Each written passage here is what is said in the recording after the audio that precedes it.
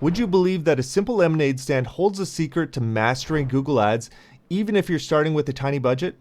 Big companies pour millions into ads, yet anyone can compete if they understand a few key principles. In this video, I'm going to show you how, using nothing but a lemonade stand on a hot summer's day. Sound too simple? Stick around because by the end, you'll know exactly how to reach the right customers without wasting money, just like a 5-year-old selling cold lemonade. Let's dive in. All right, picture this. You've got the best lemonade in town.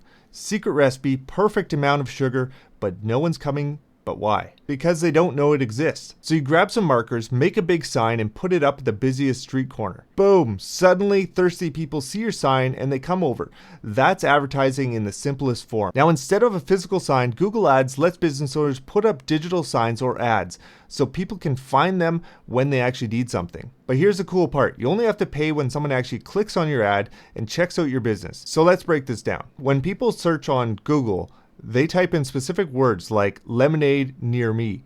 Those words are called keywords. And just like you wouldn't want a bunch of people looking for orange juice at your stand, business owners only want their ads to show for people that are actually searching for what they sell. So if someone searches best lemonade in town, your ad pops up. But if they search orange juice, well, your ad doesn't show up. Simple, right? Now let's say there are 2 lemonade stands in town. Both want customers, and both put up ads on the same busy street. Who gets the best spot? Well, Google Ads runs a quick auction, like a mini bidding war. Each stand says, I'm willing to pay 50 cents, or the other one might say, I'm willing to pay 75 cents. So here's the catch. It's not just about who pays the most. Google also checks how relevant and high quality your lemonade stand is. So even if one stand bids higher, but the lemonade is warm and gross, the stand with the better lemonade and the lower bid might still win. Google wants good ads, not just big spenders. This means that even small businesses with a great website and a solid ad can compete with the bigger companies. So nobody likes clickbait, and neither does Google. If your ad says best lemonade, only $1, but when people click, your website says $5 per cup, they'll leave fast. Google notices this and will lower your what's called a quality score. If people click your ad and stay, Google actually trusts you more, and they're going to charge you less per click. If they leave right away, Google makes your ads more expensive and stops showing it as much. So the moral of the story, make sure your ad actually matches what's on your website. So just to clarify, Google doesn't actually use quality score in their cost per click formula. They actually use something called ad rank, which considers the similar factors, but quality score is given to us so we can improve our ad rank. So let's say someone follows your sign, but when they get to your stand, it's a complete mess. No menu, no prices, and you're taking forever to service any customers. They're going to leave almost immediately. That's exactly what happens when someone clicks on your ad and lands on your confusing website. A good landing page is clear, fast, and shows exactly what people expect. If your ad says cold lemonade for $1, the page should immediately show cold lemonade for $1. No distractions. Your landing page should do one job, turn visitors into customers, just like a great lemonade stand. So let's say you decide to test out 2 different signs on your lemonade stand.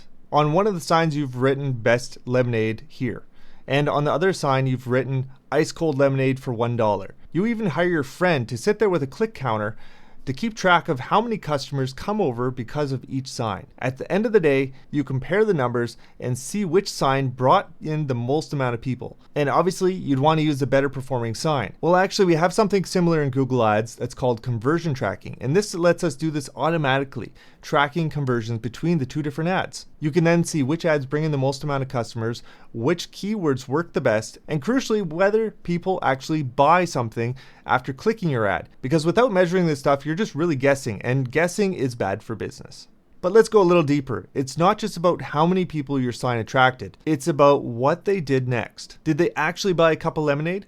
Did they sign up for future deals or leave a review? That's where conversion tracking comes in and can be really handy. So a conversion is just an action that you care about. It might be buying a cup of lemonade.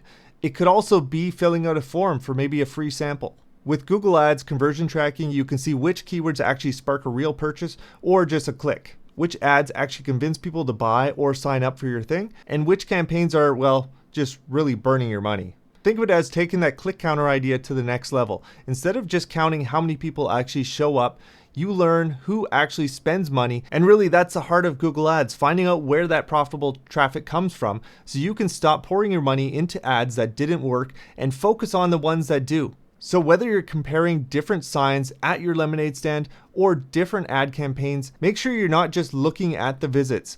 Look at conversions. That's the real indicator of success. The more you track, the smarter your decisions will become, and the more lemonade you're going to sell. So imagine you're getting a lot of people stopping by saying, "Do you sell iced coffee?" But all you sell is lemonade. They end up leaving disappointed, and effectively you've just wasted some time. So you come up with this great idea to hire your biggest friend to stand out in front of the street with a big sign that says, "We don't sell iced coffee. Sorry. But we do have lemonade." This stops the crowd from coming around your stand and pushing out your real lemonade customers. In Google Ads, you can do something similar with negative keywords, so your ad never shows up for the people that are searching for iced coffee. This saves you money by avoiding clicks from people who aren't actually looking for what you sell, meaning that more of the budget goes to the right customers. So let's say I decide to put up a new sign. The first one just says in big letters, "Cold lemonade." Now who's going to stop by? Well, everyone who's even remotely interested in lemonade might wander over.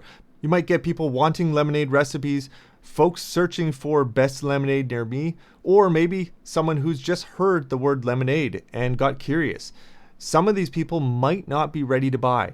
They might be looking for different ideas on how to make lemonade at home. In Google Ads, this is why it's so important to pick the right keywords with the right match type. This scenario is like using a very vague term with broad match. You're going to get a lot of variation on who's actually searching for your business. Next, to try a sign that says "Cold lemonade stand." Now I'm telling people, hey, this is an actual stand where you can go ahead and buy lemonade, not just a recipe or a random blog post.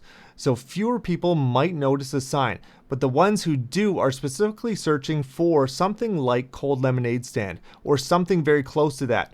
They're more likely to come prepared to buy because they're specifically looking for a place to purchase lemonade. This is similar to picking a better keyword, a more specific keyword with maybe like phrase match instead of broad match.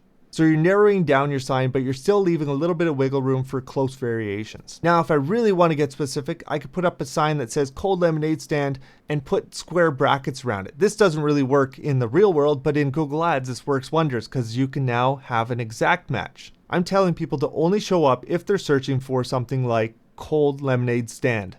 And it has to be very close to that. It can be slightly different, but the same meaning. Your focus is so narrow now that your crowd is going to be smaller, but everyone there should be looking to buy lemonade. So by choosing how you phrase your sign, you're basically controlling who sees it. Broad match casts a wide net, but brings in extra foot traffic that might not be ready to buy. Exact match is super precise, but you're going to get fewer people coming to your store. And phrase match kind of sits in the middle. So picking a good match type and a keyword that makes sense for your business is probably one of the biggest keys to Google Ads. So you have to decide, do you want more exposure or do you want more control over who clicks your ads? In the lemonade world and the Google Ads world, choosing the right sign can make all the difference. So if you've ever had someone walk up to your lemonade stand, try a sip of your delicious lemonade, then say, maybe later, and wander off, you can see they liked it, but for some reason they didn't buy. Now imagine you can follow that person around with a small sign, something like "Still thirsty? Come back for 10% off." That gentle reminder could be the nudge